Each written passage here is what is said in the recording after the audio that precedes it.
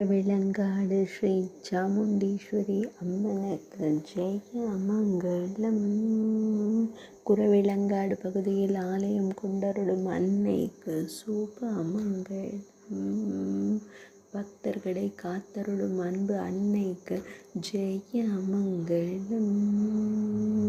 பக்தர்களுக்கு வாழ்வளிக்கும் தேவிக்கு சுப மங்களம். கேரள மாநிலத்தில் ஆலயம் கொண்டருள்வதற்கு சுப மங்களம்.